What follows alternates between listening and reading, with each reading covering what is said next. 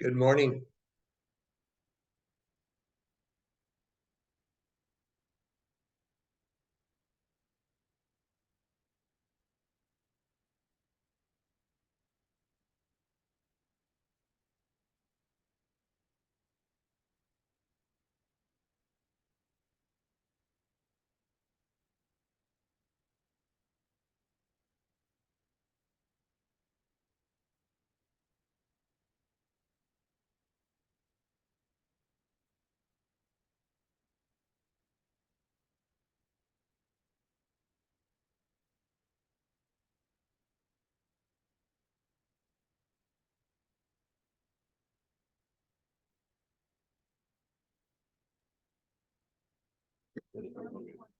Ready?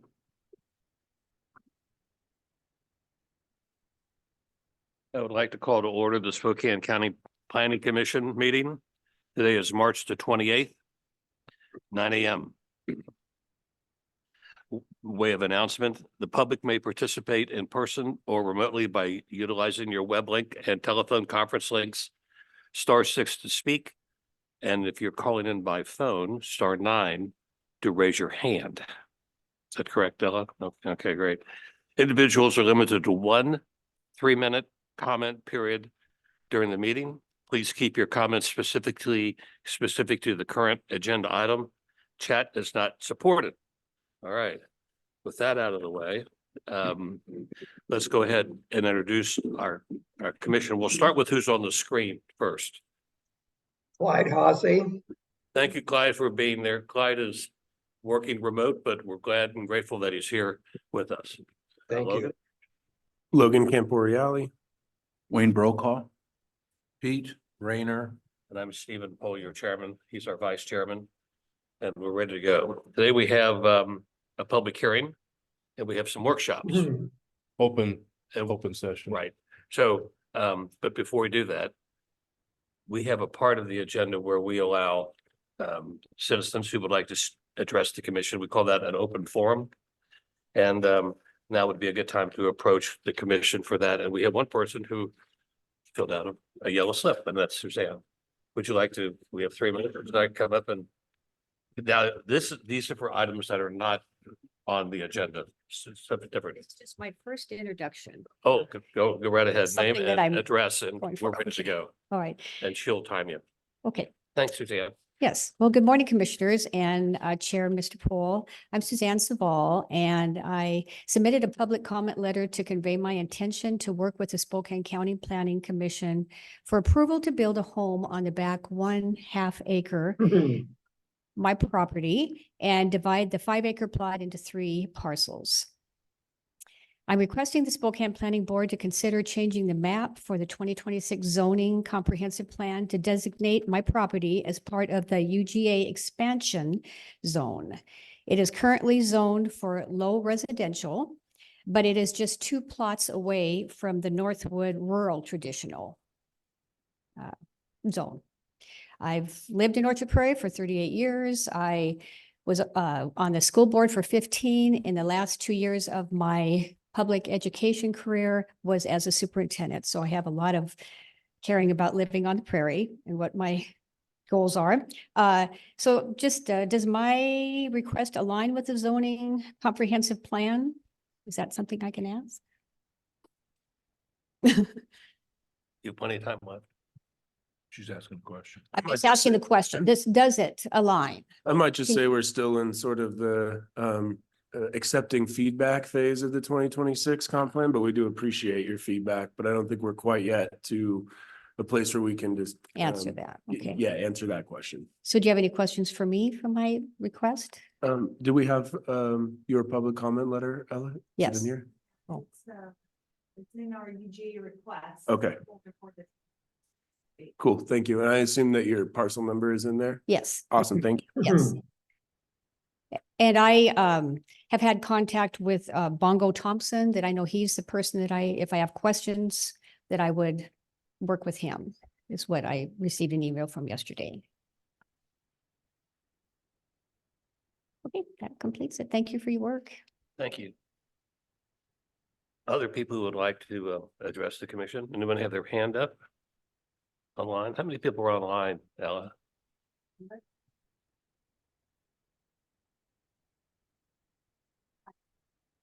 Five. No hands are up. Anyone in the audience? Now's the time. The open forum piece. Everyone else wants to speak on public hearing or, okay, the workshop. All right, that having said, without objection, I will open the public hearing. Scott, would you like to do the honors? Thank you, Mr. Chairman. We are with you today for the first part of consideration of the public participation program, specifically for the 2026 comprehensive plan. This is something that is about the third step that we've taken at the county. It's a mandated issue from GMA, as we'll get to in a minute. In 2022, the steering committee of elected officials and the board of county commissioners did two things. They adopted an updated public participation program guidelines document, which is the foundation for this, which is the actual implementation program of what we're going to do. And secondly, they amended the countywide planning principles or policies that also affect public participation. So, oh, and kind of a reminder, we received a number of comments from this over the last few weeks. And so what we're asking of you today is to not close the public testimony, but leave the public testimony open through the April 11th meeting. We will then take comments received up to and at that meeting where you can close the public hearing. We will produce a new or revised document and post that April 18th, which will meet our 21-day commitment for your May 9th meeting, where we would then ask you for a recommendation for the board. So there would be no action expected today. Thank you. So the GMA requires these two things from the statute and from the rules, the WAC, about fully planning communities, and we are one, as you know. And then, as we said, the public participation guidelines were updated in 22, and then in December, the countywide planning policies as well. So all of that sets the stage for what we're doing here, and it's very specifically for the 26 comp plan itself, for that update, periodic update. So the update or the principles of this are fairly straightforward. We obviously want to get participation from a wide range of individuals, stakeholders, organizations, companies, groups, wide blend. And the statute calls for early and continuous public participation. That is our mandate and is our goal. We'll do that through a number of tools and techniques that we'll show as we move on here. And it's through, through these opportunities to participate. The important part is this is an update that, as you know, is going to be fairly significant, or I should say it will be significant. The 2001 plan, first GMA plan adopted by the county, has served its time well and is ready to retire. It has been amended over time, but in the last few legislative sessions and others, the Growth Management Act has changed, the economy has changed dramatically. And so the 2026 plan is almost a white sheet of paper. And to do that, public participation is very important. We're not simply updating a document, we're recreating this for current contemporary times and for at least a 20-year window of growing the county. So some of the initiatives include these topics: equitable engagement. You can see some of the things that we're talking about here. One important part, the second one, meeting people where they are, rather than simply expecting this facility to work and having people come downtown and sit and listen. We will be having forums both in person and electronically out at host organizations that make it easier for people to participate in the program. A lot of ways to do this that are different from 20-some years ago. In the past, it was newspapers for the most part, public service announcements on cable channel 5. It was planning staff producing illustration boards and carting around a pickup load of easels to church basements and high school auditoriums and talking about this. We have the whole suite of electronic communications available to us in this go around, and we're going to use those very aggressively to allow for public participation. And that, just to kind of sidebar on that, what that will allow is not just somebody sending an email on a comment. It could be recording a video on their laptop and sending that in for us to see. It could be an interactive chat that we will set up from time to time that they can ask questions and we can respond to them electronically. So it will very significantly broaden that participation from just people testifying in public here. And you can see the various things we're going to be doing. All these platforms that we just talked about, the website, and then the more traditional parts of this, workshops, public forums, consultations, and we will be tracking this through performance measures. I want to know how our staff is performing when we're spreading out, and what kind of response are we getting? Who's showing up for these things? When we go to these remote facilities, we will be recording those. So we will bring those back, put the recording on the website, so someone that couldn't attend even remotely can see that, much like we're doing with your meetings now. But we'll be tracking those for effectiveness as well. So where are we going? Here we are right at the end of first quarter 24. We're launching this public participation project now. The website has been significantly changed at the countywide level. Very happy with what we've seen so far. And we're making that more robust in terms of document production and contact back and forth. We will be creating an entire web system for the comprehensive plan itself. And that's where we're going to use the absolute state-of-the-art best practices on electronic and digital communications. And that will start happening in this next quarter. As we get to the third quarter, we'll start ramping up workshops.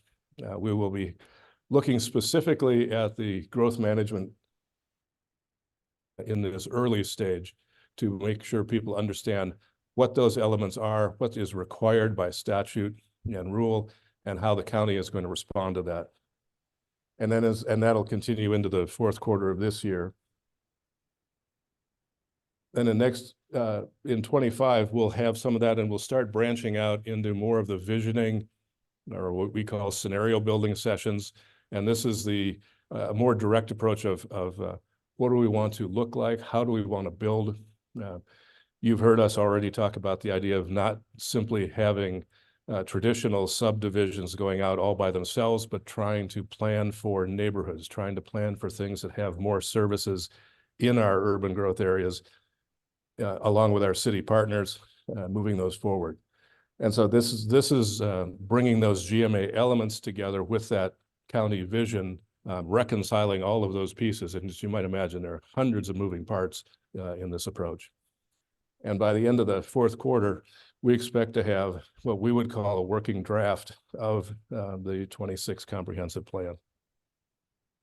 And so we'll spend 26 road testing it, battle testing it.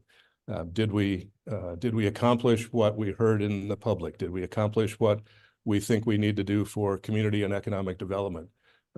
We'll be testing that with our citizens, with our groups, with our state agencies, and with outside organizations, because as we've said many times, this is not just a plan for those of us who live here. It's a recruiting. It's a document to draw people. It's a document for people to look at and say, this looks like a place that I'd like to live or invest in. And so we'll be making sure that we're hitting those notes as well. So we've received comments. We have started to change some of our narrative, and we've started to record some of those. And this is, I know this is hard to read. It's just kind of an example of how we catalog these. What's the comment? What's our immediate response? And what would be a change or a revised response in the text? And you can see some of these that are already in here about participation. One comment was on notices, for example, And it was partially confusing, but we will clarify that. In the public participation program guidelines in 2022, we committed to a 21-day posting window for documents that are coming to you for final action. We also said within that, we will post documents 7 days, what we call working documents, 7 days ahead of a discussion like this, a workshop session. Both of those are posting deadlines, and there was some confusion over notice of meetings. We're going to stick to a 15-day, what we use for our legal notice. We're going to use that same 15-day notice for all public meetings, whether they're here, remote, or some other thing. So we will always have the 15-day notice for people to understand or to see where and when and the agenda of a potential public meeting of some kind. We'll stick to that 7-day notice for working documents. And then when things are ready to come, we will have that 21-day notice. So here's our schedule. We're here today on the 28th. We had this scheduled for April 9th, and that's what I said. We're now asking you to hold this open because of the additional comments we have. And so what we'll be doing is coming back on April 11th to continue this public hearing. We will have taken comments by mail, phone, text, email between then, and we will be taking comments at the April 11th meeting. We will then produce a revised document on posted on April 18th in anticipation of coming to you for a recommendation on May 9th. That will put the board's actions out about a month into May, into the latter part of May. So these dates are changing. And Mr. Chairman, that's what I have for you today. Thank you very much. So this is a public hearing. Does anyone like to speak on behalf of the matter that was just presented? Hands are raised. I filled out a little yellow form. You may or may not have it. You can do that afterwards. Oh, okay. These look like they're all, oh, here's one right here. Oh, are you Linnell? I'm Lunell. Linnell Hot. Is that Hout? It's how the English spell a Dutch name. Got it. Right, thank you. Thank you. I come to you as the voice of Plan Commissions past and Spokane County Parks Board past. 30, hard to believe, 30 years ago, I was on the, Linnell, yes, full name and your address. Lunell Hot, 7802 South Cheney Spokane Road. Sorry, my mistake. Go ahead. No, Go ahead. we don't make mistakes That's right. unless there's a bulldozer involved, right? Anyway, and that's really what I want to kind of briefly talk to you about, is that it is with pleasure that I go throughout our community and look at some of the important things that happened when I was a member of your board and also of the Parks Board. And I also go through the community and say, I wish I had had more votes on that one. So I want you to know that I feel from the bottom of my heart the important work that you're about to do. I also am here representing a number of organizations, the Inland Northwest Trails and Conservation Coalition, the Spokane Urban Nature, the Land Conservancy, the Land Council, the Spokane Neighborhood Alliance, Friends of the Bluff, Fish Lake Trail Friends, and Washington Trails Coalition. So those are organizations that all have a member on the group that's called the Inland Northwest Trails Coalition. And we were really pleased to be able to review and comment on the document that was just presented. And you have our written document with you in your file. But what I wanted to really emphasize about this is that Spokane County is a place that really cares about the environment and about the quality of their life and the things that happen outside their cars and outside their homes. We know, because we're celebrating Expo 74, again, the first and only World's Fair environmental fair. This is something that we really care about. We know from FutureWise in 1970, whenever it was, or 80, we know that the community came together and talked about having a nature corridor that went sort of as a beltway around the Spokane city. So being outside is sort of a keynote of being in Spokane. And the concern that I have and that our organization has is that there may be such a thrust to care for people who need homes, which is appropriate, and to care about transportation that somehow short shrift gets the environment that we're in. And we are really advocating for wildlife corridors, conservation corridors, and the kind of connectivity that will be required for Spokane County being the organizing and the bell cow, if you will, from where I'm from. But anyway, the lead in this, and that all the other jurisdictions fit into a connectivity that makes sense for wildlife and for human life as we get together. I didn't see in your presentation that the interest topics were included in that presentation, and it may be that they've moved aside, but our group recommended that you use the actual chapters in the comprehensive plan update as study groups for these areas, and particularly connect with parks, and particularly connect with the climate and resiliency, which is a new mandate. And we'd even suggest a 12th idea, which is healthy habitat, and that would be for people and for wildlife.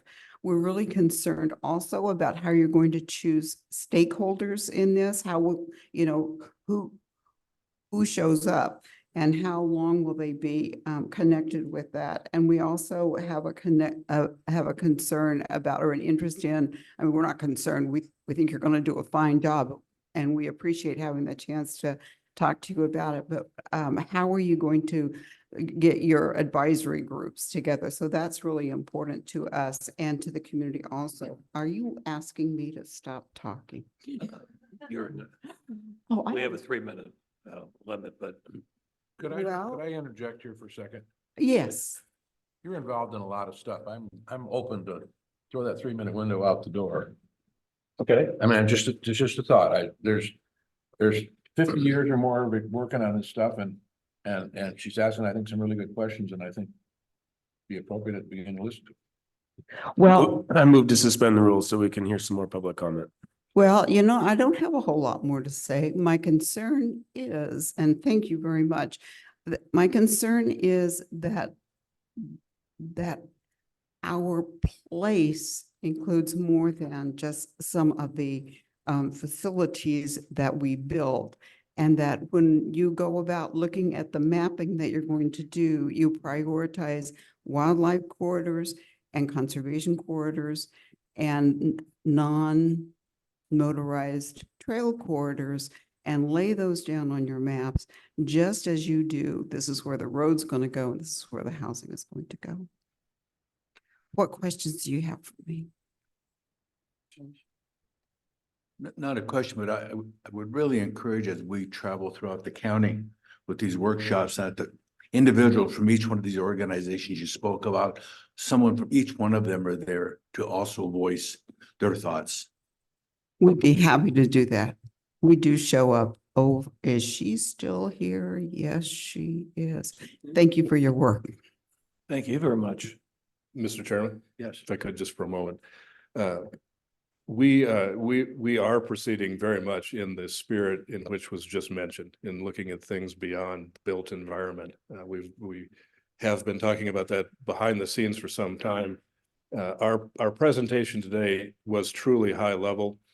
We will be looking at every one of those more quality of life, wildlife, quality of habitat issues.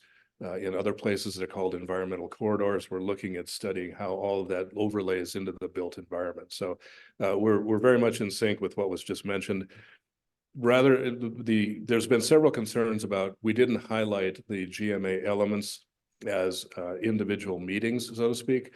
We do have that highlighted in the plan itself, but we had started putting them in the context of other topics, how each topic would fit into those 8 or 10 various elements. Given that seemed less than clear, we'll probably shift that arrangement around, so we're focusing on the elements and then synthesizing that information later. So very much in concert with what was mentioned, and then just as a point that I think that they would like, I believe we have on your April 25th meeting, we will be bringing back the active transportation plan that you saw last year, and it's been reworked to fit the new GMA guidelines. And that is the one that talks about bike ped. It was formerly the bike and ped plan, but it now includes trails. It includes other kinds of active transportation. So that's going to come back as a prominent item for your consideration in the next 30 to 60 days. Thank you. Okay, thank you. Let's start with the first one, I suppose. Paul? Mic open. Good afternoon, good morning, sorry. Mr. Chairman, can you see my face or am I just blind up there?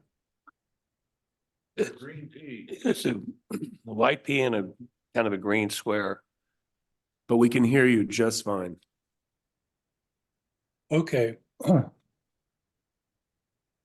Well, I am among those, and I apologize for not being there. It was not possible for me to come this morning. Ordinarily, I would have. Hey, Paul, Yes, name and address. Sorry for the. well, sure. So Yeah.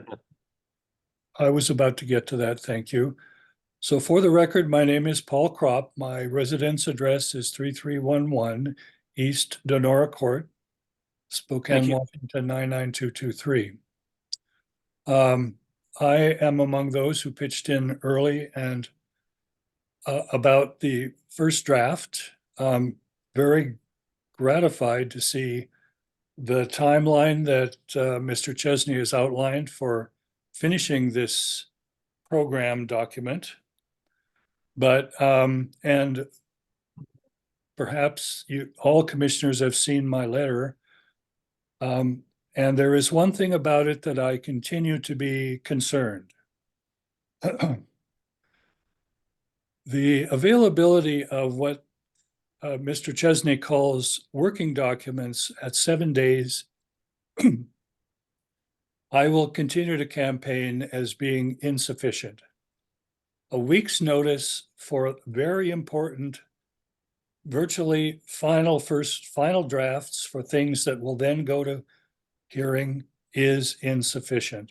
It ought to be 10 days. Now, commissioners, I hope you'll take that to heart and wonder if that shouldn't be reconsidered. Because I'll leave you with just one thought and come back to it at the next meetings if needed. There's only one way for that standard that the planning department wants to impose on the public to be changed. That is for you commissioners to recommend it to the Board of County Commissioners. Otherwise, it's set in stone. I really, really hope you will take that change 7 days to 10 for working documents to heart, consider it, and I hope at least one or two of you will bring it onto the floor for discussion among yourselves when you have that opportunity after the hearing is closed for your consideration. That's all I have to say. Thank you very much. Thank you, Paul. Scott, would you chime in here? Yeah, just to clarify one piece that I did not make clear when we were talking about those deadlines. We will be posting that working document along with the legal notice or the meeting notice at 15 days. We're simply reserving the right to essentially continue to work on it up to a 7-day window. And we'll see how that works. We're open to different windows, but we will be in fact posting that draft document along with the legal notice at the 15 days. So the public will have at least that time to see the document itself, and then if there are things that are being still worked on, we'll simply be doing that and then continually posting it. So there will be more than just the 7-day notice. So in theory, that would exceed the 10 days of Mr. Kropp. Right. Yeah. But I do want to be clear, we do want to reserve the right to continue working on that document after the draft is posted. Is the purpose of that to incorporate feedback that might come in the first 8 days? Oh, or what is the thought process there? Because that makes me feel good, but just trying to understand. It's two parts. That's one, to be sure, to be more responsive to public comments that come in during that period.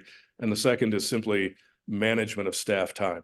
If we put every document at a 10 or 15 day window, it pushes all of our work back that far on the calendar. And it can slow things down if we have to wait 10 days for even the most rudimentary decisions that we're getting to you. We want to commit to the 21 days on a document that we think is ready for your action, which is an extension from the 15 days. But we also want to keep staff busy beyond just a 10 or 15 day window. Thanks for that. Comments? Next. Or I'm not sure how to. Open the mic and let's name and address. Hello, this is Nicholas Napton. I reside at 525 North Idaho Road in Spokane, Washington. I'm a property owner, owning residential property, commercial property, and agriculture and timberlands. But I'm primarily here as the vice president of the Spokane Gun Club. We're an organization that's over 100 years old in Spokane County. My children went. Mr. Napton. Yes. This is not, we're not on that topic yet, that you're talking the workshop. You wanted to address CTA 01-2023. Is that what I'm understanding? That is correct. Oh, would you mind holding until we get to that part of the agenda, please? Not at all. Thank you. We will circle back to you. Thank you very much. Okay. Anyone else that would like to speak in the public hearing portion? The public participation program? In the audience? Online? No raised hands? If not, as I recall, Mr. Chesney's earlier remarks, this hearing will be continued and public testimony will be open. So we'll continue on. So the matter remains open. The next. Mr. Chairman, could I just address a few of the comments that rose to the surface for me that I just want to bring some attention to? Sure, go ahead. Awesome, thank you. I just had 4 particular public comments that rose to the surface for me, and I just wanted to sort of reinforce them. Mr. Crop's comment about 7 to 10 days, I thought that was reasonable, but I think that Director Chesney's proposal makes sense to me. And I'd be interested to hear, Paul, if you could follow up with another public comment, just in writing, if that, is meets the intent that you were hoping for. I'd appreciate that.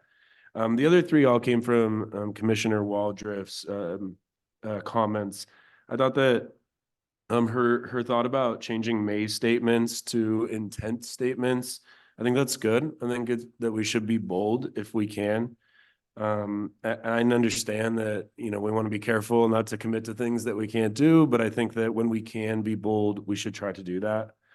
I liked Commissioner Waldrop's suggestion that we identify specific organizations in the plan, and not in a way that limits us to those organizations, but at least starts to lay out that, we have identified these organizations and we intend to reach out to them. And then just finally, I really liked her comment about setting goals. I like the performance measures section, but we don't set any specific goals yet in that section. And I know that's hard because what is a good goal for a number of public comment, but I would appreciate if staff would kind of think about that, and what is a good amount of public comment, and how can we quantify that so that we have a goal to shoot for, and can measure against our goal. And those are the only 4 things that I had. And I appreciate this timeline of the public comment is open. So if you have public comment, please continue to submit it in writing or come to our next meeting to share your public comment. Thank you, Mr. Chairman. Thank you, Logan. Anyone else like to chime in? If not, I'd like to go ahead and open up the workshop. ZTA 01-2023. Scott, would you please lead us off? Thank you, Mr. Chairman. We have 3 of these before you today. For, as you say, workshop. You can take public comment. I know we've got some that have filled out cards to do so, and we're welcoming on that. See if I can get our screen to work here.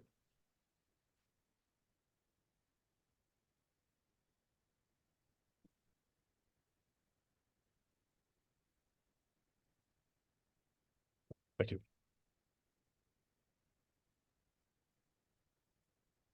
So unlike our comprehensive plan amendments, a zoning text amendment can be considered essentially out of sequence or out of that annual plan. That's why we're here today.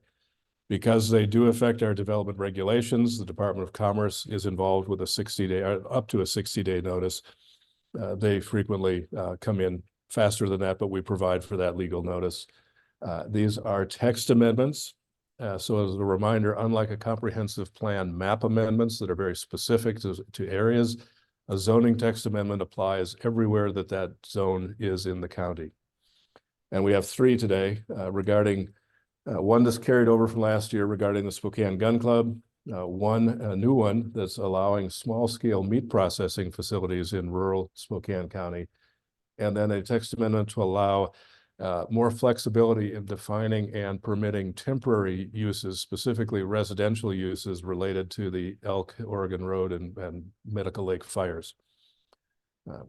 The criteria for amending the zoning code, you'll note that we use these same 6 criteria for comp plan amendments because all of the comp plan amendments have a concurrent zoning code change as well. So any excuse me, any proposed amendment must meet at least one of these. What we're asking of you today is to consider these as a workshop. We will be coming back April 11th for ZTA 0224 and on April 25th for the other two, in which case we'll be asking you to initiate or recommend initiation to the board. That part will follow the same process as we do with the comp plan. We're doing that chiefly to extend the public participation time up front as opposed to initiating them and then starting the clock. So we're taking advantage of that extra round of public participation to do that prior to your recommendation on initiation, which all that means is there's no action requested today. What you can see here is the first part of the gun club amendment, and the definition that you see in the middle of the screen, the standard type, is what is in our code now. The italicized type is what's being recommended as a change to the definition. And what this does is it moves it from simply target shooting into the more recreational, shooting sports category, where events are held and those events require accessory uses to be part of that. And that also provides for multi-day uses that would include camping on the site if it was permitted, if this was permitted. So these have not changed. They're conditional uses in rural, traditional, small and large tract ag and in their forest lands. This is the current conditional use criteria that you can see on the bottom. It only has 2, a lot size criteria and any other criteria that the hearing examiner would choose to impose at the time of a hearing. What's being proposed is a more robust, detailed set of criteria for that conditional use that would have to be acknowledged and met to go forward. A lot size area, we've differentiated between archery and gun ranges here. Entrance and exits, internal circulation have to be all-weather surfaced, and I think in some cases the example can be the Green Bluff Growers Association, where they've got roads and things in, and sometimes they have the harvest festivities that include corn mazes and things like that. In this case, also because of the uses, we want to make sure that emergency vehicles have full access to that site. So that's why an all-weather surface has to be part of this. That doesn't mean paved, by the way, but it means a surface that the fire department can bring apparatus down. And then accessory uses, limited retail, food services, camping services are coming up. And these are being limited to being available for active range participants only. This would not allow food service open to the public or retail services open to the public. Second batch includes that food service. The overnight camping, health district regulations come into play with overnight use. If RVs are used, we're anticipating dry camping, but if sewer and water hookups are going to be provided, then the health district must be able to monitor those. And then the hearing examiner always has the option of adding things, and these could be operating hours, could be seasonal, it could be noise mitigation, and things that are unique to the gun club itself. Let me stop there. And if there are any questions, we'll do these one by one. So if people want to comment on this, they can do so now, Mr. Chairman. Okay, thank you. Or open to comments from or questions from the commissioners too, of course. Anybody like to say anything before we start the public? Let's hear from the applicant. This is signed up. Well, we have Go ahead. a number of public. Okay, yeah. Good. So we have Dwight Hume. You want to lead us off here? Dwight Hume. I represent the Spokane Gun Club on their proposed text amendment.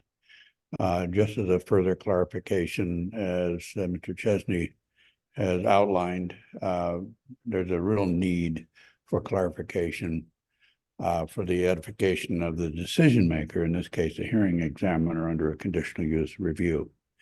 The club has experienced, and the county has experienced a rather negative situation where they tried to accommodate the county, move out of the Central Valley wish for a high school site, which has displaced the facility and has not yet been resurrected.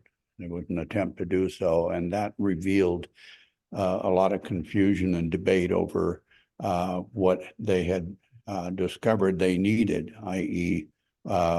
multi-day events, that sort of thing, so that they could, basically that was their underlying feasibility or business plan, was to be able to sustain their operations from those kind of events.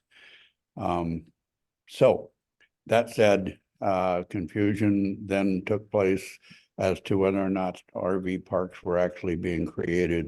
And so we wanted to clarify that, getting it into the criteria so that the hearing examiner and the applicant all know that that is incidental to and limited to the events of the gun club. We have a representative here today if there's any particular concerns. It's a subject that if you haven't been involved in it, you couldn't really. Maybe there might be some questions from the panel today. Therefore, we invited a representative from the gun club. If not, we look forward to having this in a hearing. And Mr. Chesney, you were saying that did I interpret the comments you made that we wait until all of these text amendments are through the process? The one on temporary use is going to go first. That will go on April 11th. This will come back on April 25th for the board to recommend to the council, to the board to initiate. Perfect. Then they'll come together. All right. Thank you. Any questions? No? The owner of the gun club is here, you said? No, Would- I'd like to refer mine to the vice president, Napkin. Let's put Mr. Napkin. Are you still with us there, Mr. Napkin? All right, you have the floor. Hi, good morning. This is Nicholas Napton. My address is 525 North Idaho Road in Liberty Lake, Washington. I'm a resident of Spokane County. I own commercial property, residential property, forest land. I'm here today as the vice president of the Spokane Gun Club. The Gun Club is, I think, a really important resource for Spokane County. My children personally attended the Gun Club to do hunter safety. It was a great experience. And at that location now is the high school that they attend, Ridgeline High School. And so we understand that things have evolved and changed in Spokane County, but we don't want to lose some of these really important amenities.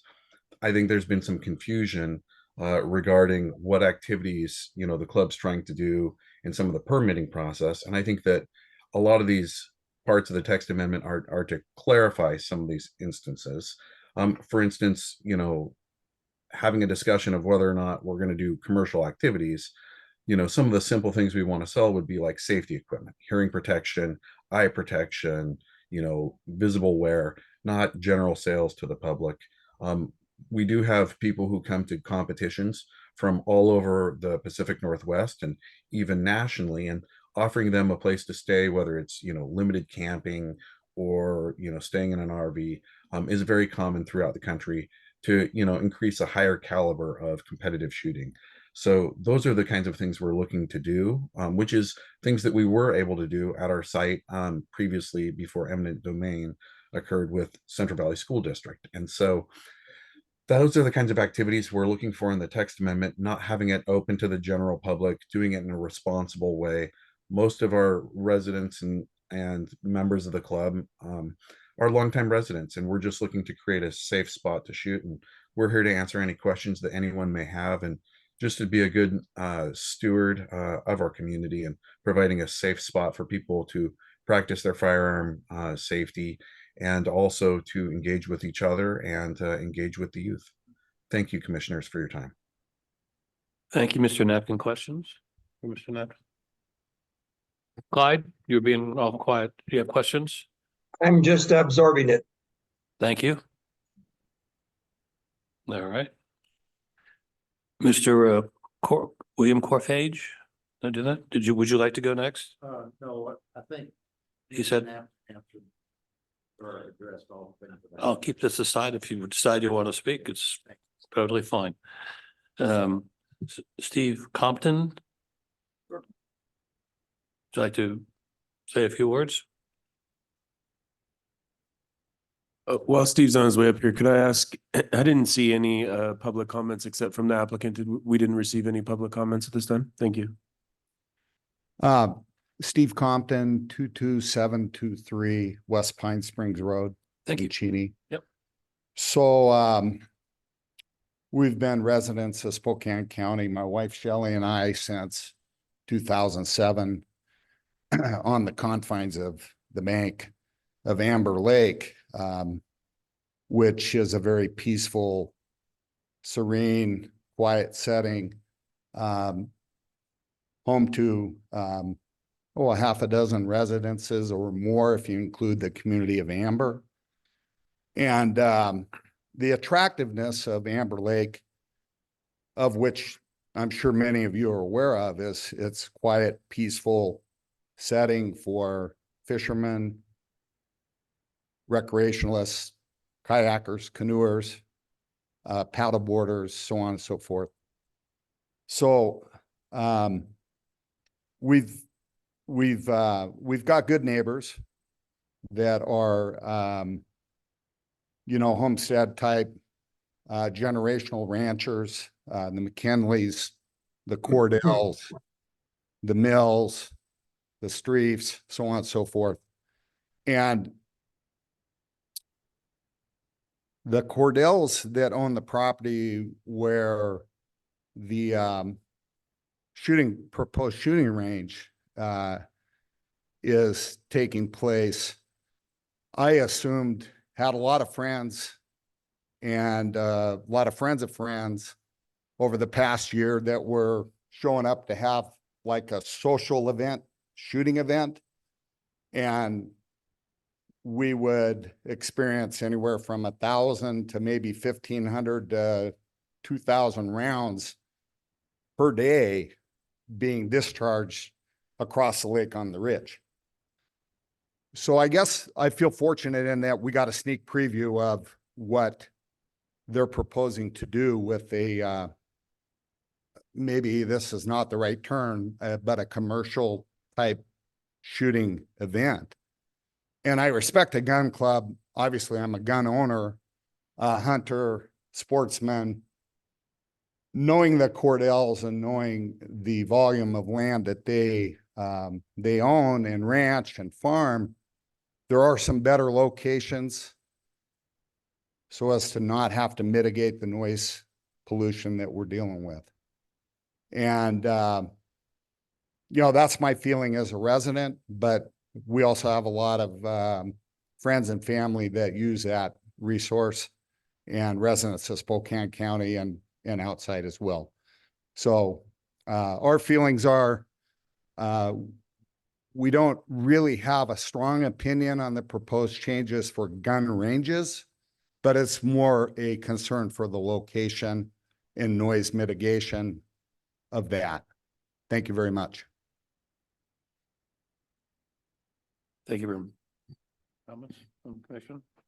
I'd just say that if you would submit your comments in writing, it would be helpful to us. No rush. It sounds like we have about a month, but it would be helpful. I know that yours were mostly specific to the site, but I'd still appreciate your comments in writing. Yeah, we learned this about 4 or 5 days ago. We thought it was all family related. So we will indeed do that. Thank you. Thank you. And Mr. Chairman, as just a point of clarification, there is no specific application in our shop for a particular site at this time.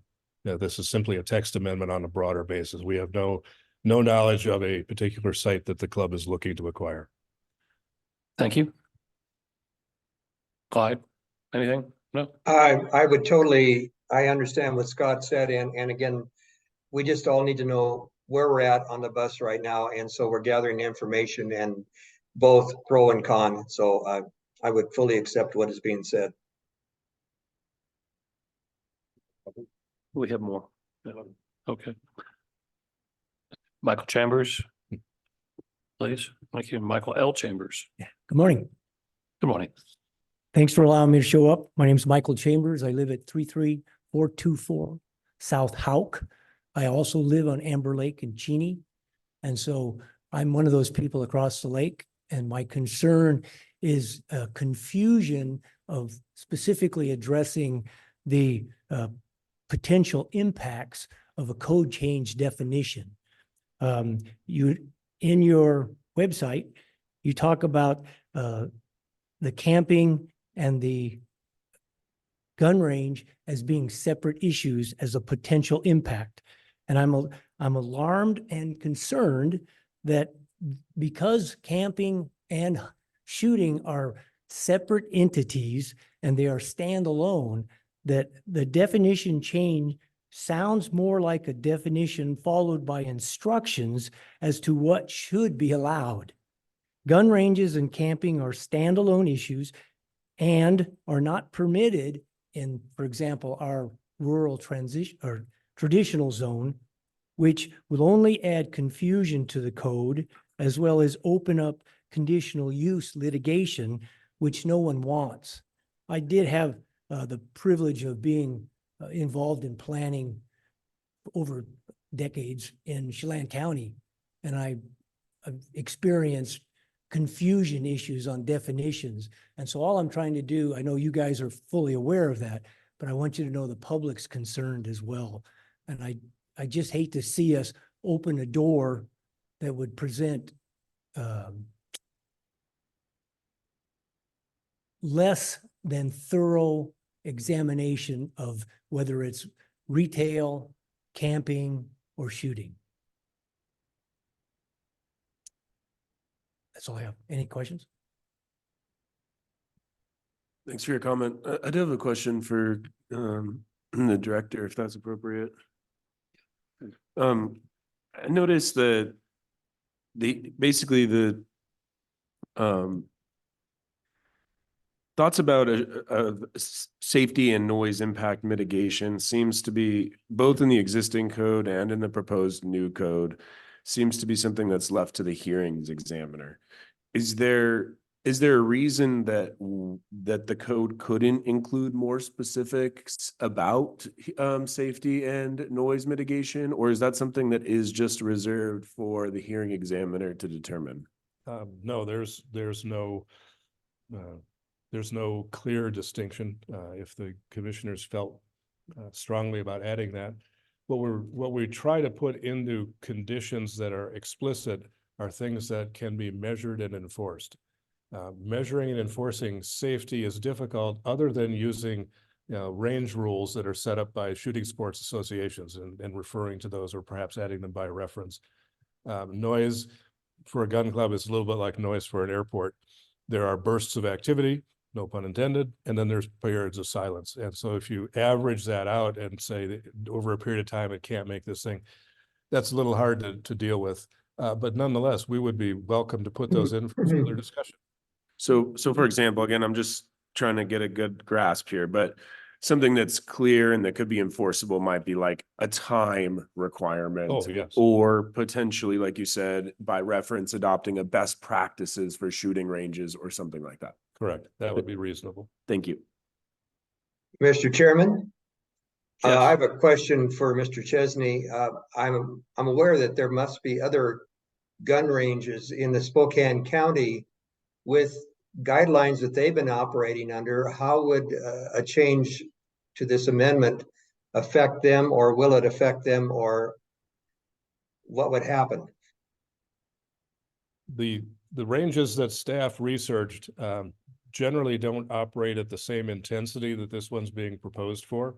And so this would essentially allow an expansion of that use for any other defined gun range. But those gun ranges, to take advantage of these, would have to also go through a conditional use permit that may have site-specific conditions to it, as well as the zoning conditions. Will they be notified of this possible text change that would affect their operation? The text change would not materially affect any existing operation for two reasons. One is if they're already operating under the current rules, this is an expansion of that. And to take advantage of the expansion, they'd have to go through the CUP process. And I guess the other part is, let's just leave it at that. They're already operating under those things. So no, this wouldn't necessarily affect them. We will happily notify them, however. We did for research purposes, and we will let them know the progress of the proposed amendment. Thank you, Scott. Could I build on something that Commissioner Hasse asked? It's not necessarily exactly related, but you mentioned notice. And so I'm curious, is notice going to be like, it's harder with the text amendment when we have notice of a site-specific proposal. It's pretty clear we can like set a foot distance from the site and figure out how to notice those folks by letter or whatever the case, or a sign on the site. What can we do in this case other than, posting on our website and publication in the newspaper? Is there other ways that we can notice? I think Commissioner Hasse has a good idea. We can, at least notify the other folks who are already using their property in this way, or have a CUP for this kind of use. But I'm curious, how else can we notice? The requirements of noticing things like this are pretty simple, and you hit both of them. It's publication in a newspaper of record 15 days ahead of a hearing, and posting on our website. Because there's no site-specific element to it, that is the requirement we have. And frankly, that's about the only manageable thing we can do, other than, as you say, notify existing users. We're always careful about extending those notices too far, because that does set something of a precedent for future projects and complaints. So it's like, well, you did this for the gun club, but you're not doing it for the swimming pool association or the youth sports association or something like that. But nonetheless, the legal requirements do involve the paper and the web. Other questions? Thank you.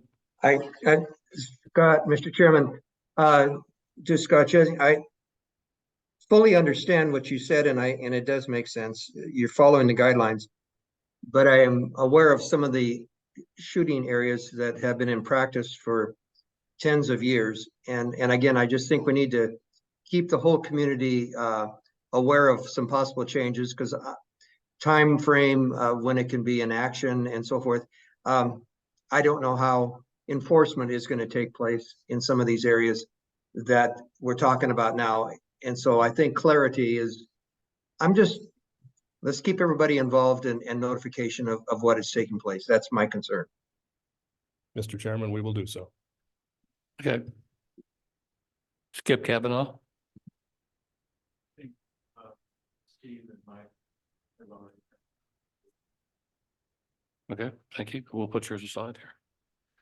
That is the end of the public testimony list. Have I missed anyone that would like to step forward? Anybody has raised their hand? Let's check that one more time. I do have one.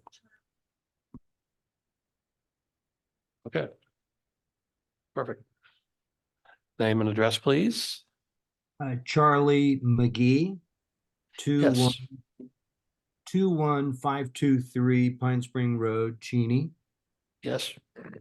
So thank you for the opportunity to share a comment. I'm a resident on Amber Lake. My wife's family have been residents of Amber since 1967.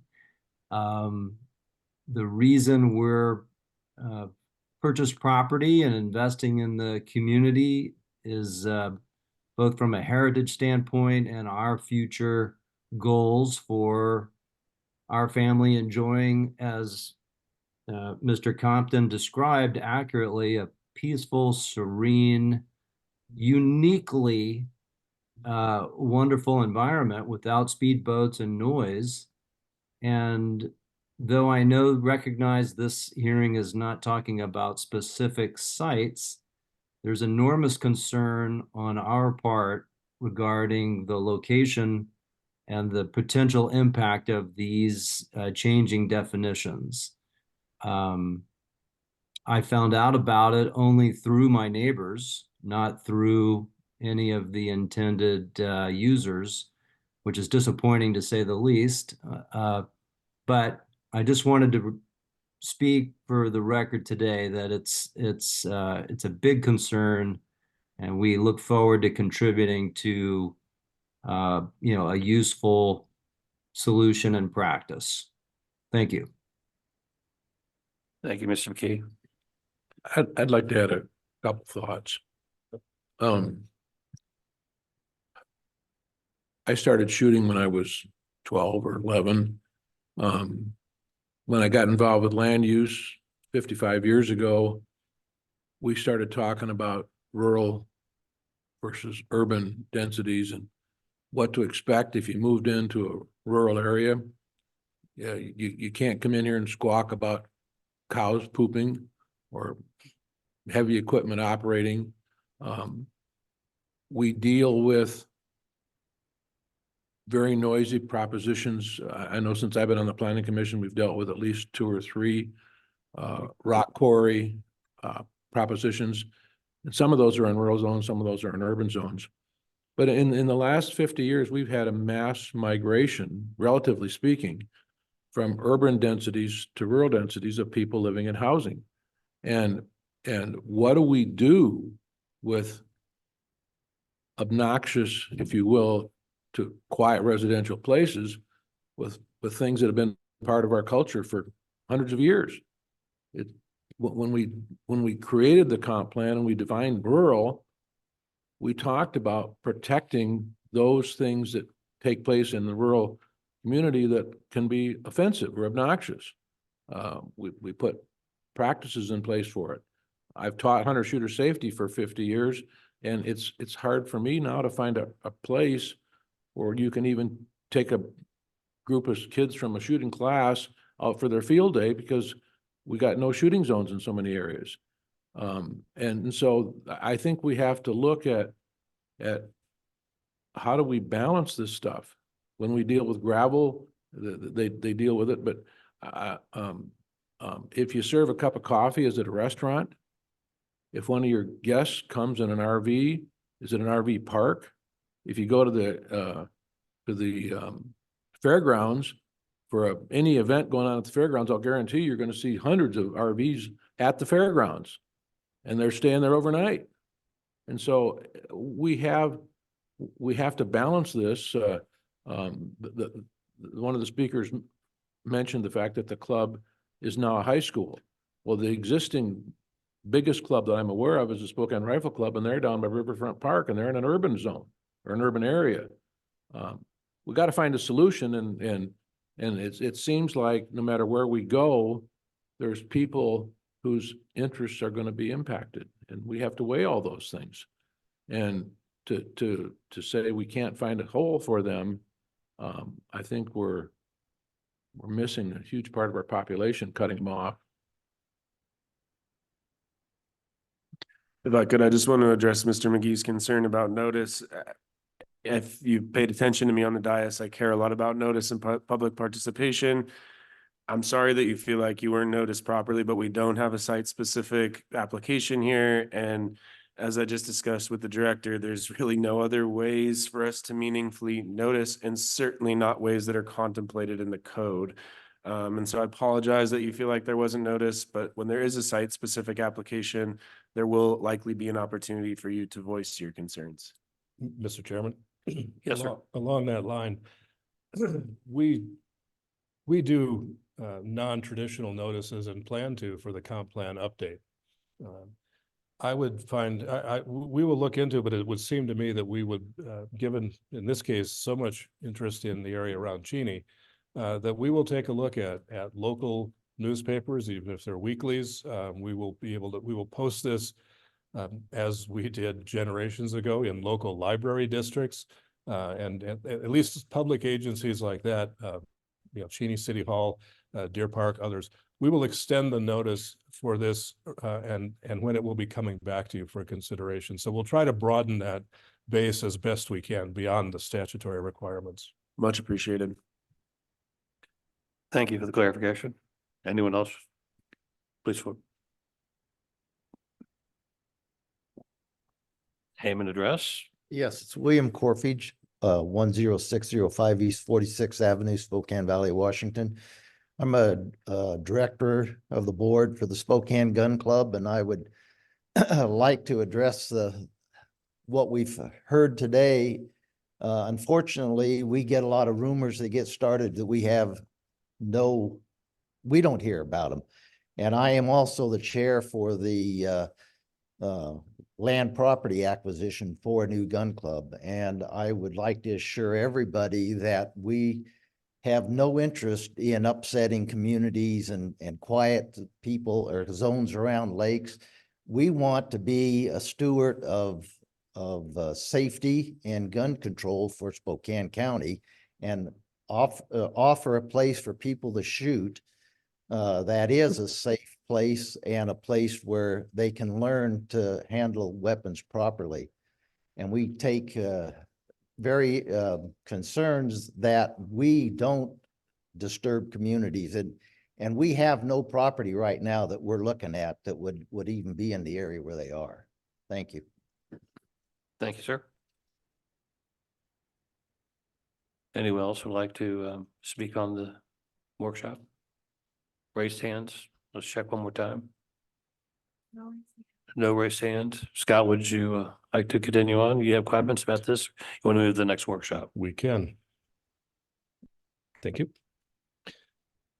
If I could, Director Chesney, will this be on workshop at the next meeting as well, or will we just move next to the hearing on the 28th?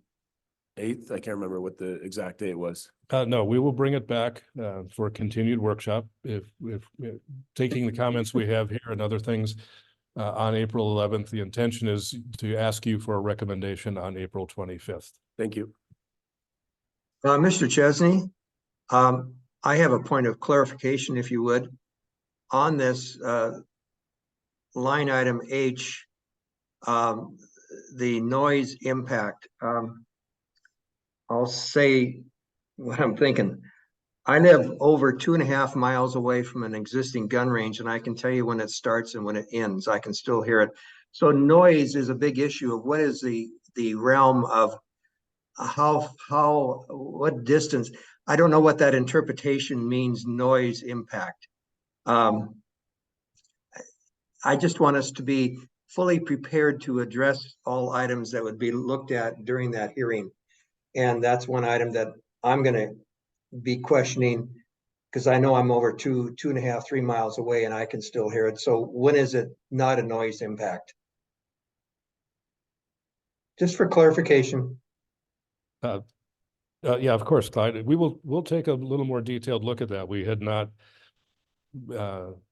considered that in this first round. It was not necessarily suggested in the draft language, but yeah, we understand. You can build berms, you can do things that provide some impact, but the report of a weapon is going to carry quite some distance. So we're sympathetic to that. I fully understand and I appreciate your answer. It does make sense. Yes. Thank you, Clyde. Scott, go ahead. Moving to our next amendment. This is something entirely new that would be created for Spokane County. And this was based on a constituent request to one of our commissioners to consider allowing small-scale meat processing facilities in rural Spokane County. As of now, what's a traditional slaughterhouse is only allowed in the heavy industrial areas because it anticipates something of a larger scale processing facility. And this was being proposed as a smaller scale facility because there is not sufficient types of these uses within convenient distances of those who want to take advantage of slaughtering animals for friends, neighbors, and others. We subsequently learned that the request also did want to offer that meat for sale, and that moved the zoning text language from something that would have been controlled under the Washington Department of Ag, which allows for and regulates that sort of small slaughterhouse if you don't sell to retail. In other words, you're packaging it for friends and family. If you wanted to sell to retail, you must fall under the USDA rules. And so that's what the request was. And so that's what you're seeing before you today is the USDA version of it.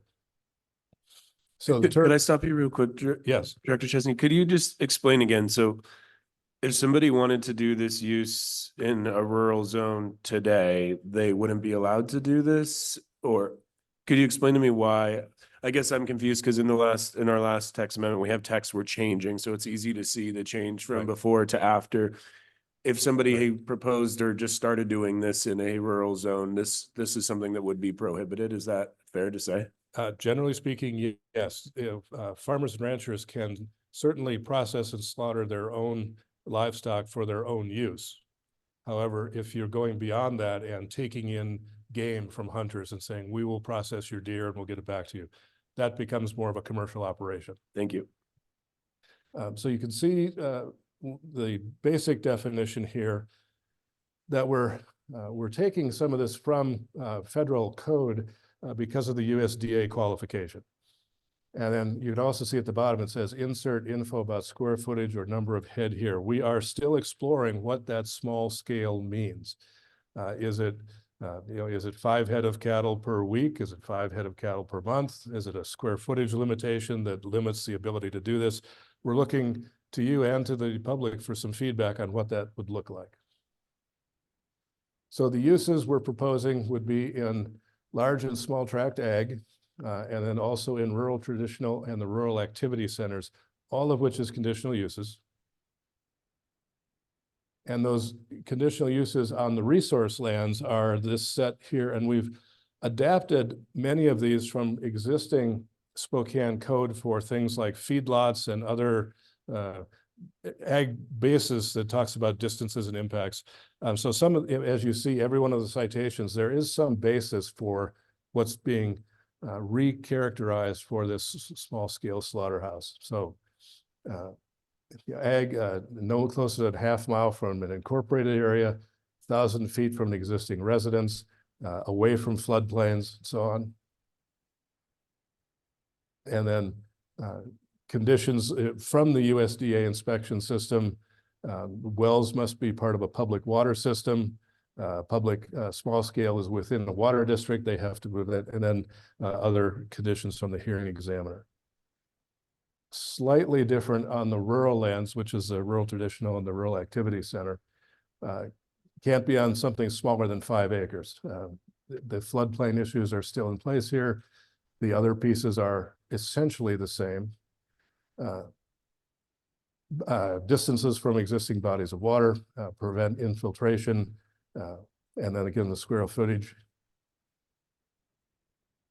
and the water district. So that's the basics of what we have proposed today for discussion, is to allow this use. It's regulated by USDA, and it's up for comments and consideration from you. We'll take any questions you may have, and you can certainly welcome the public to talk. Thank you, Scott. We have one person. Did anybody want to say anything before we start? We have one person who wants to. say something? Kevin Kogel? Name and address. Thank you for being here. Yeah, thank you, Chairman. Kevin Kazel, 42404 North France Road in Elk, Washington. I've been a member or been in agriculture and in Spokane County my entire life. My background is I own a ranch that specializes in livestock production, and then a volunteer at the Pondere County Fair as the overall livestock superintendent. So this is a change that I am in favor of for a number of reasons. First of all, these facilities are ag type facilities. They support ag production, and it makes sense in my mind to locate them in and amongst the businesses that they serve. As I work at the fair, one of our biggest challenge every year is to facilitate all the animals that come to the fair and for the market sale, and get those located in a facility that can process them and get them back to those buyers that do that. And so each year in our little fair, we try to get commitments from 5 or 6 different processing facilities. And I'll tell you right now, over half of those are in Idaho. And so we end up hauling these animals out of the area to get this work done. This would make it easier in terms of livestock production in the area. One more facility to go to, or opportunity for somebody to build this kind of facility, would be wonderful, because the demand is there. Typically, we wait 9 months or so or longer to get butcher dates for animals that are in production. And so somebody may call this week wanting something, and it's I can help you out in next year this time. And then so that's kind of frustrating, and it'd be nice to allow provisions to make that easier for somebody that wanted to build this type of facility in the rural area. One nice thing about the rural area is we have opportunity for larger tracks, and as far as meeting setbacks and things like that, I think that we can do that easier than you could do in an urban setting, or even if we talk about the areas that it's permitted now, industrial areas, most of the time our rural farms are not next to an industrial use. And so having these facilities where we normally operate would be a real benefit. Thank you. Is there questions for me? Could I just ask, are the rules as proposed in this new text, would they work for the sites that you're conceiving where you would plan to do this, or, the setbacks to lakes and water buffers and stuff like that? Does this work for what you're imagining? Yeah, I didn't see anything on the proposed text that would be a deal killer or a red flag. Thank you. Yes. And Ella, could I just confirm that we didn't get any written comment on this? Cool, thank you. Well, where is the largest meat processing slaughterhouse in Spokane? Is it out of state, Graham? I think it's in the valley, but I'm not sure. Closest slaughterhouse. Closest one to be, there's one in Sandpoint, there's one over in Moses Lake, there's one up in Chihuahua, that are all kind of similar to what this is. Sorry, I didn't see her. I'm coming down here, I could speak up there, but I am one of the owner and operators of. Please do come up and speak at the mic so we can hear We're you. happy to let you speak. Come on. Name and address and.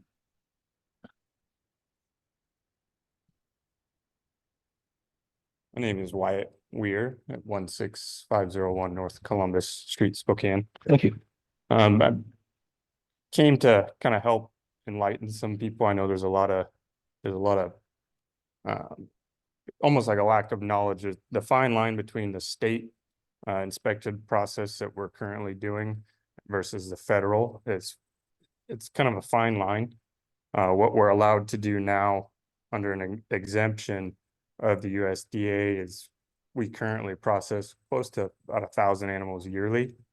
The difference is a pre-sold and an inspection. So if we wanted to sell to, if farmers in the local area will say they wanted to take stuff to a farmer's market, it would have to be inspected under a USDA guideline.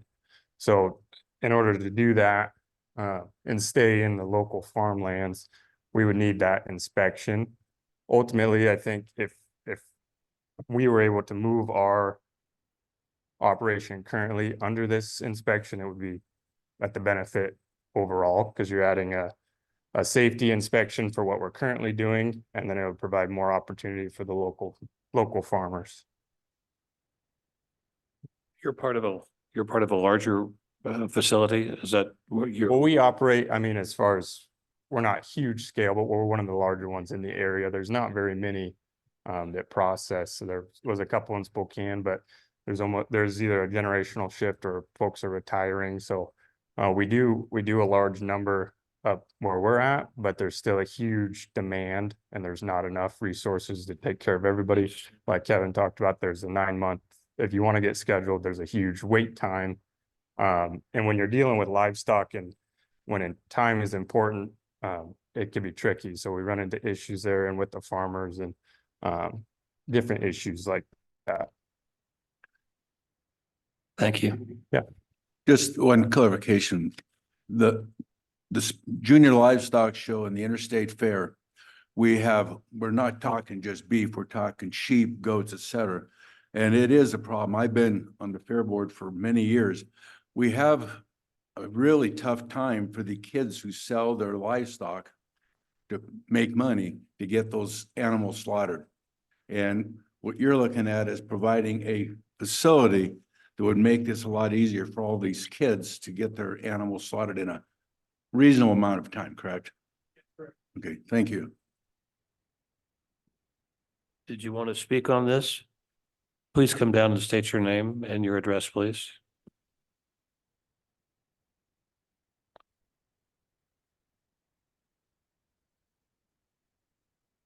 I'm Lori Hanson. Our farm address is 42505 North Dunn Road in Elk, Washington. I was the original person who wrote a couple of letters to Josh Kearns. The timing was bad. The fires had just happened in our neighborhood in Elk. But so when I originally wrote to him, maybe it would help you to understand kind of where we're at. We do produce livestock. We produce both milk with dairy cows and we're producing beef. A few years ago, we had started raising more beef. We had done some experiments with the kids at the junior livestock show and our county fairs and stuff, worked with our nutritionist. And we found that calves that didn't have kind of a future being Holstein, we could crossbreed them with Angus and come up with not a byproduct, but what I call a go-to product. And we're able to finish out steers right now that look Angus, they're going prime. And we have a lot more folks coming to ask for meat. So when we first started out, COVID kicked in shortly after that. We had folks driving out to the farm begging for meat because they couldn't get it off a shelf. So we started producing, we're kind of up to 64 head of steers a year. And I have a home for every one of those of people coming to purchase them, either half or whole to make it all legal. And we work with our local custom slaughter, who was Wyatt, who we asked to come and talk. Because there aren't enough locations for us to get the animals processed. So we kind of have a standing date with him. He's been really wonderful to work with a time or two a month. We'll get a few done to take care of our customers. And yet we still have more folks that have come out in the last year. They drive out to the farm, they see what we're doing.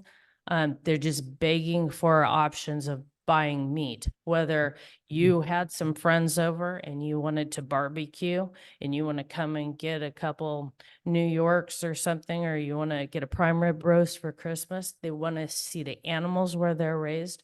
They want to know what they're being fed, how they're taken care of. And we just have people knocking on the door every day.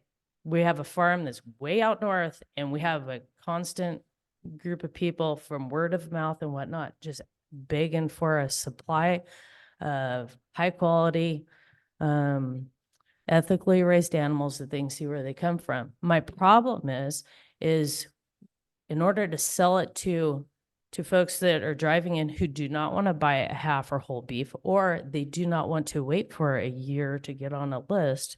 We're booked out into the fall already. We have calls all the time. Is they want to be able to get the meat to try. They want to be able to pick it up now. So last fall, after we've had a lot of folks from Spokane County and other rural areas asking for an opportunity to purchase, we went ahead to get retail cuts done that can only be at a USDA plant. So our custom slaughter gives us the opportunity for you to buy a half or whole beef and put it in your freezer, but you can't come buy a package of meat from me. That's illegal. So we tried to get an appointment with Woods Meats, who's actually the closest USDA. They're in Sandpoint, Idaho. I apologize if I'm going over time. Go ahead and finish. That's fine. They wouldn't give us an appointment for 11 months. So the next closest location for us to get any meat processed USDA, whether it's beef or pork, I'm not just talking beef, it's any livestock animal you're wanting to get done. The next closest location was Pure Country that had an opening for us. They're in Moses Lake. And they've done a phenomenal job. They bend over backwards to work well with us. And so that's where we're taking them. Just this last week, I put 2 more cows in a trailer. I have to get up. Well, we're already up early, but put 2 cows, 2 or 3 steers in and drive them to Moses Lake, drop them off, come home. It's a 6-hour round trip. 2 weeks later, 2 or 3 weeks later, I have to make another trip down, pick it up, bring it back. All of that stuff should add to the bottom line on somebody to come buy meat. I don't add that time in because it already costs more. Just to give you an example, because I think this has an impact on how many number of livestock a plant would have to go through to help pay the bills. There's a difference in the cost of running a custom slaughter, small scale, the halves and wholes for the owners of the animals, versus a USDA plant. It costs me, and I crunched the numbers because I'm having steers go into both places. The same steer that I take to Wyatt's, he comes out to the farm, he butchers on the farm, hauls the quarters back to his cooler at his place and cuts them up. It costs me $500 more per animal to get one done at a USDA plant in Moses Lake, and I'm not adding my time and my fuel. That's just the slaughter and the cut and wrap. Why? Because they have other rules they also have to meet.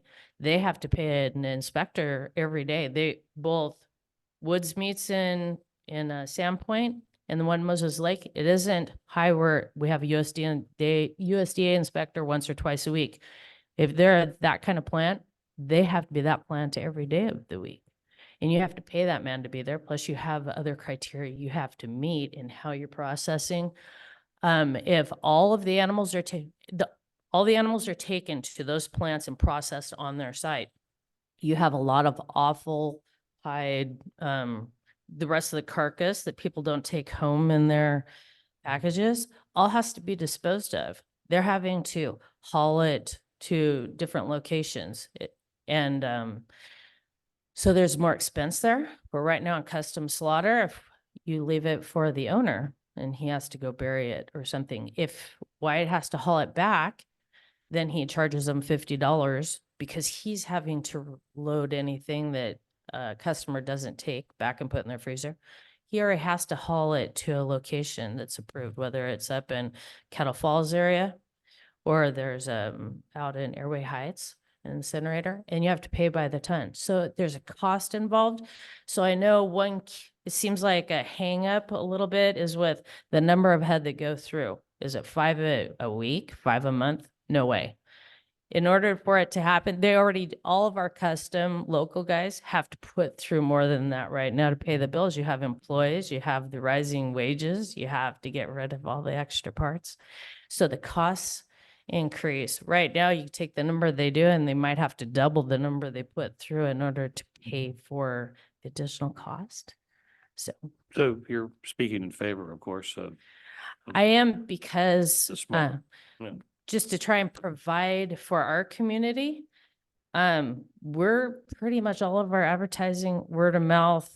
My kids are 20 something. They do more social media than I do, but that people are just begging for meat that they know where it comes from. They know it's going to be there. They're not worried about having another COVID or anything else on is food going to be on the shelf? And, they send us money and they send us letters. Thanks for taking care of our family. So,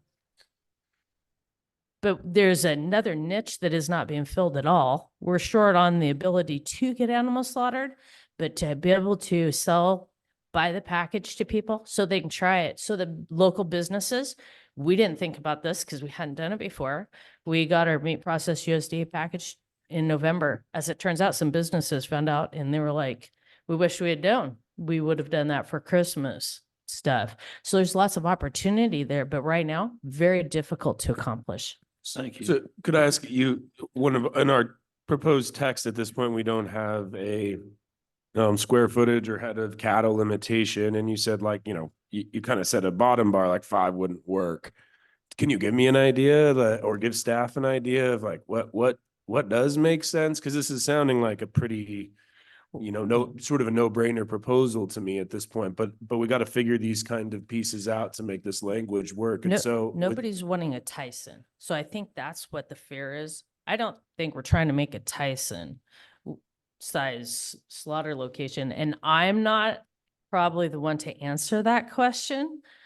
That's more Wyatt's area, or whereas like the 2 locations that I'm having to travel to now, they're very busy. You're trying to get in with them. It's the same thing. They're all booked, but they have to be able to run a certain number head through to pay their bills. And I understand that. So I don't think I'm the one to answer. Can I ask a question before you leave?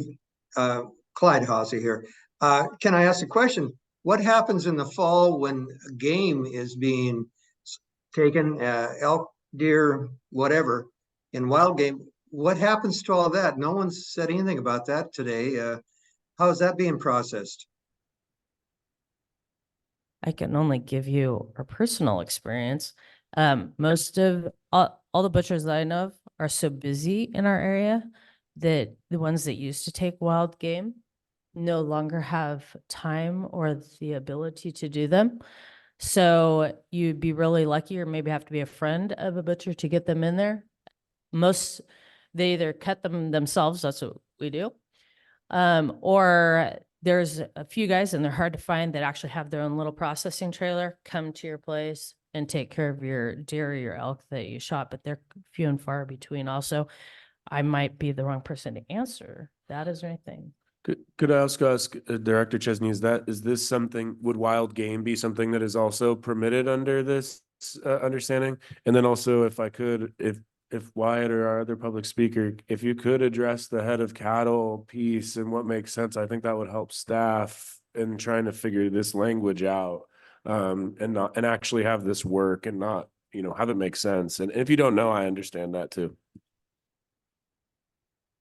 Yes, please. In the meantime, there's nothing in here that prohibits game processing. We would anticipate that it would be allowed and be part of this operation. Yes, I guess to touch on the wild game first, that is still all allowed. I mean, as far as a state inspected facility, you don't necessarily need the USDA inspection to process wild game. The issue is time and the relevance of it.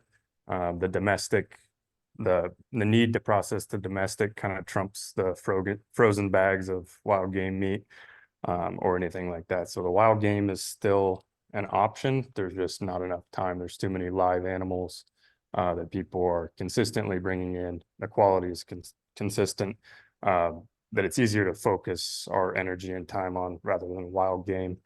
If I was going to touch on the numbers, I could kind of give an idea off of what we already do. In our busiest months, we'll process anywhere between 50 to 60 head of beef currently.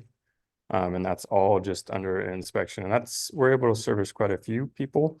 I don't know at the scale. I mean, if this opens up, if I'm speaking just for my business particularly, that would be more than enough to process just under that inspection, because I see us as always servicing the state inspected. We have a nice mobile truck that I imagine we'll be using for a long time.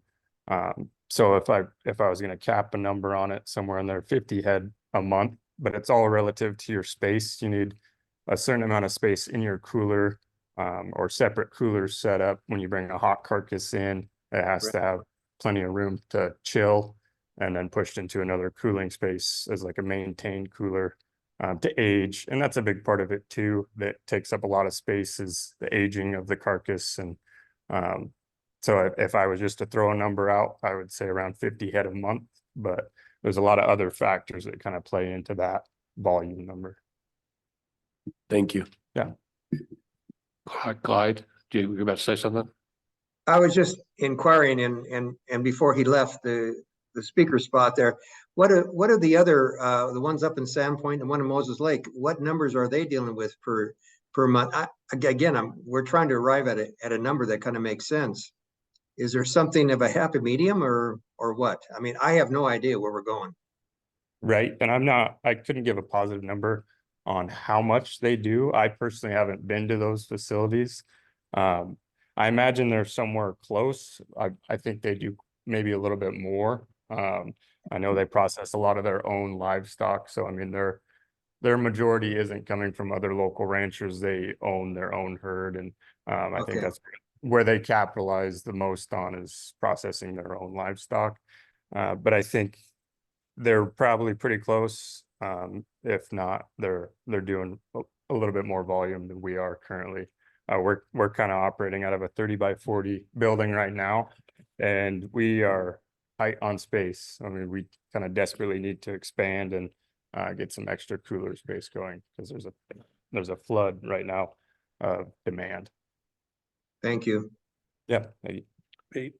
I'm gonna quote Kevin Costner's famous daughter, Beth, from Yellowstone.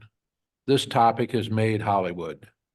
There's a 2 or 3 segment version in Yellowstone where Beth is talking about, why are we selling beef for $1.50 a pound? Because the farmers haven't figured out how to get retail for it. I mean, that's Hollywood, but that's also very real. And what we're hearing today is very real. And I don't know why we would want to put a size limit on it. I agree. I just don't know why we'd want to do that. Our farmers are feeding us, and the middleman is making the money. And if we can do anything in this planning commission, it'd be one of the best things I've been involved in, and help them make a living. I kind of agree with that, Commissioner Rayner. I just worry, like, we're calling the small scale, and maybe that's, I don't know, maybe the head isn't the right way to do it. Instead, it's the square footage. But also we've heard that, like, that's a problem too, because you got to have these coolers and you need space. But I also fear that we might get some more pushback if we go beyond, like, keeping it in on a small scale versus just allowing for any kind of slaughterhouse. But I'm open to that idea. I think that this, like I said, makes sense. We just got to make the language good. You know, Mr. Commissioner, I somewhat agree with you, and I agree with Pete. I think that we're trying to be experts on a subject that I'm listening right now with one that's operating it, and I don't know. I really don't know where the real answer is. I don't know if it's more restrictions or square footages or heads. I would agree that the number of heads doesn't make sense to me. Square footages is, what does that have to do with it? Some degree, but it's a process, I know. But there's a lot of information we kind of need. We're trying to fix a problem that, to me, is, I'm having challenges. Mr. Chairman? Yes. Maybe to kind of put some parameters back around this, the request did come from a Spokane County resident through our commissioners, specifically for what was, well, you know, what we're describing as small scale processing. It's clear that they were thinking of something in the order of what we've heard for the custom slaughterhouse that was just up here.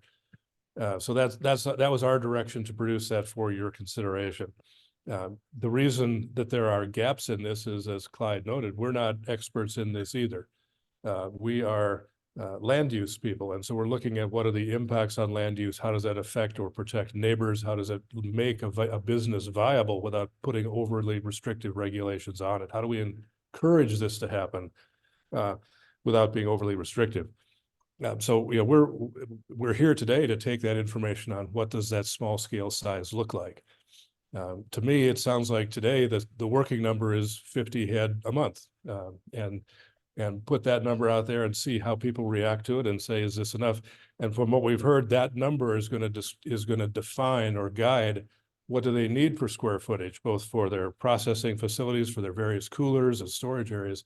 It seems to me we can test that here and come back at our next meeting and see, how does that, did we come closer to hitting a mark? The one concern that jumps out, though, of putting no limits on this is if that door is open to a larger, a Tyson, a Cargill, somebody else that has unlimited resources that could drop in here. One of the things we have in our zoning code that's allowed by GMA is called a major industrial facility. That is if you can't determine that there is sufficient acreage in your urban growth area for this processing facility, it can go anywhere in the rural area, particularly if it processes resource materials, cattle, forestry, other things. And so under those rules, you could have, 1,000 head feedlot be proposed for Spokane County and all of the impacts that would go along with that. That may in fact be what the commission ultimately decides to tell us. But what we're reacting now is more of the small scale or boutique or how do we serve our local farmers and ranchers' needs rather than become, Omaha, Nebraska. Yeah, I guess my thought would be like, if 50 is the number that we've kind of heard today, and maybe that the head of cattle makes sense, is there a way for us to do some more like targeted outreach, kind of set the number at 50 and maybe reach out to some existing facilities or also maybe, ranchers who are raising livestock to kind of get an idea if that number makes sense. I think it's really about the bottom line is kind of what we heard. You need to be able to make the bottom line work. And so I think if we can start with a number and then try to get some more feedback on that number, I think that's probably, it sounds like the rest of the stuff about, setbacks and buffers to wetlands and stuff like that, that seems to be pretty agreeable. And I think staff worked hard on that language, but if we could figure out that head of cattle or square footage piece, I think we'd be in good shape. And it seems like all the commissioners are kind of on board with this. And that's, excuse me, precisely what we were hoping for today is to get some of that guidance. I can tell you staff did reach out to at least 2 nearby USDA licensed facilities. They were not forthcoming in telling us about their operations.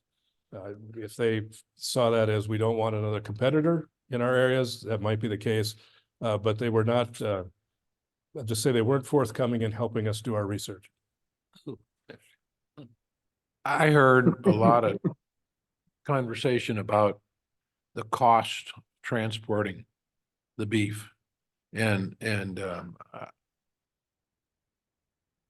if this is an economic opportunity, I'm for letting the market set the size of it. I don't see us becoming Omaha because we have some young entrepreneurs in the agricultural business that want to service the cattle and if you got, if you're in the south part of Spokane County versus the north part or the west part, you're looking at 20, 30, 40 miles one way minimum. And in a lot of cases, 50 miles to move the cattle from the farm to the, and then, so I don't know why we're dealing with space. I'd love to have that problem, I guess is my thought. I'd love to have it. I'd love to have them so big that our farmers are doing well and people can get local beef. Any other questions, comments? All right, everybody? No. All right. Any other raised hands? Nothing in the audience? Shall I move on to the next workshop, Scott? Thank you, Mr. Chairman. Our last item before you today is zoning text amendment under our administrative permits section.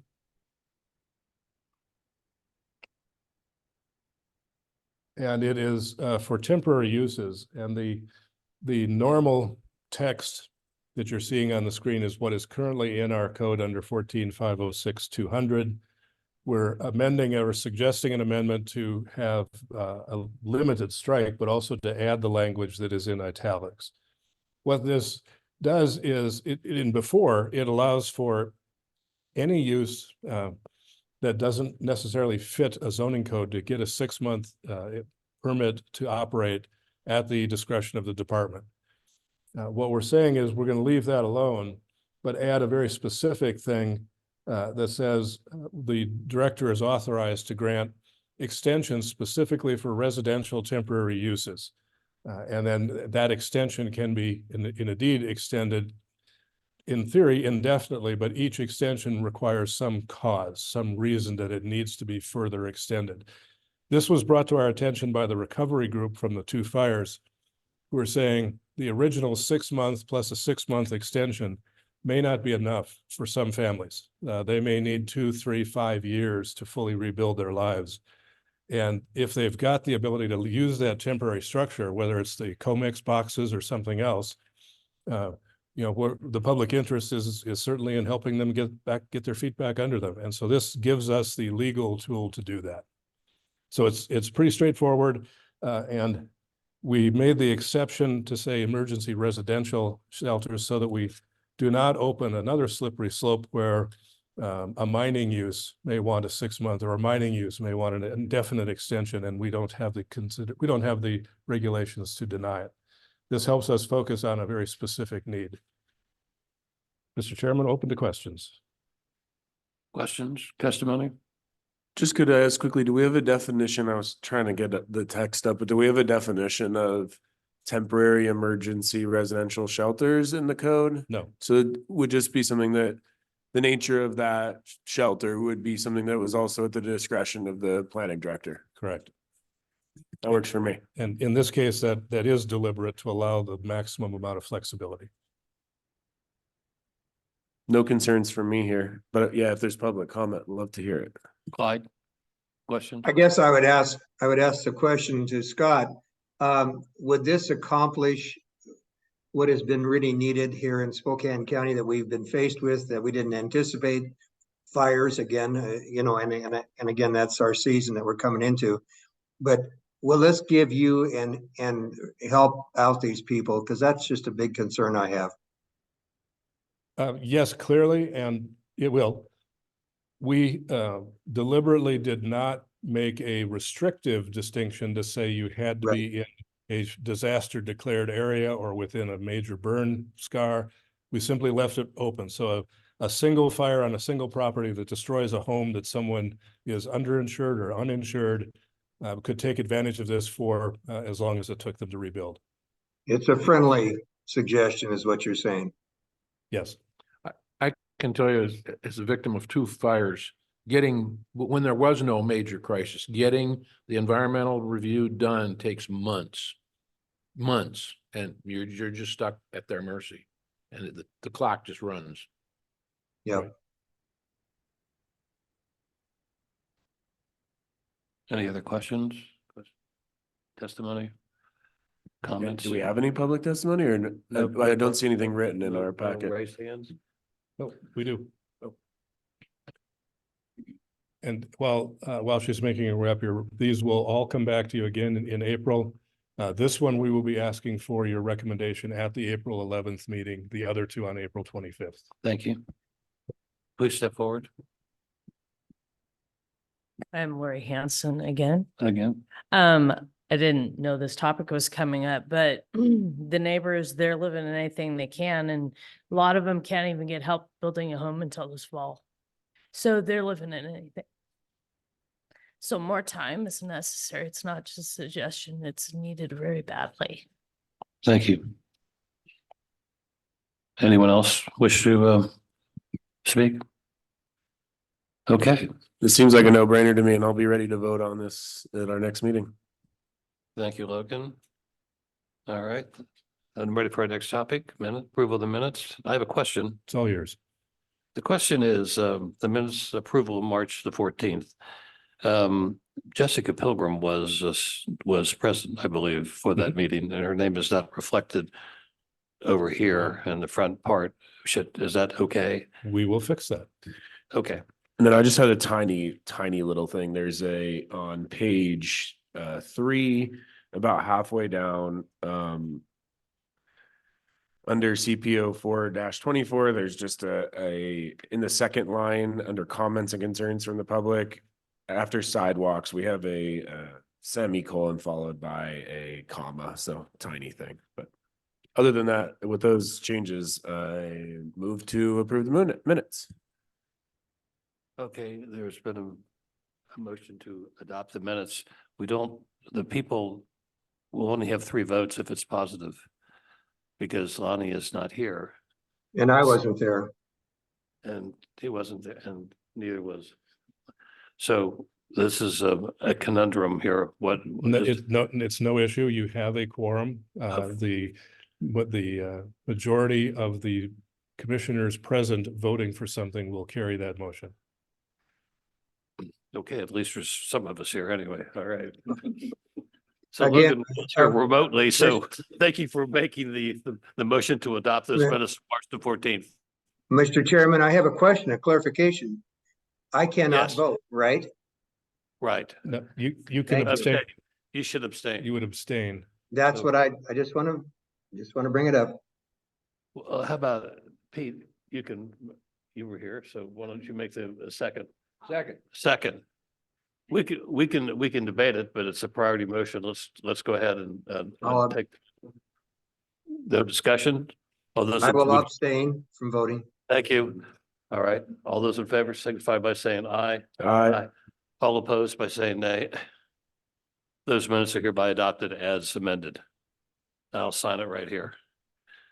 Wow. And the next order of business is to talk about our next meeting date, April 11th and April 25th should be reserved. Scott, do you have a staff report that you would like to talk to us about right now? Only to add that at the April 11th meeting, we have another request from one of our commissioners to consider allowing event use, weddings and so forth, in the rural traditional zones as they're now currently allowed for ag marketing activities in the STA zones. We're bringing that to you for your thoughts and discussions. And so you'll see that on April 11th as well. That'll be in the workshop portion of our meeting? Yes. Okay. Ella, I will sign this, but you'll have to make those 2 changes, but I think that won't affect the signature block. I send you the amended version and then we'll sign that one. Okay. You will. Now, DocuSign. Okay, thank you. Okay, That's all I have, Mr. Chairman. all right. Any other comments from the commission before we adjourn, Clyde? See you soon. You're looking healthy down there, Clyde. We hope you come back soon. Thank you. Okay, great. Chair will entertain a motion to adjourn. Second by Wayne. All those in favor of adjourning, signify by saying aye. Aye. All Aye. opposed by saying nay. We are hereby adjourned. The time is 10:51. Thank you.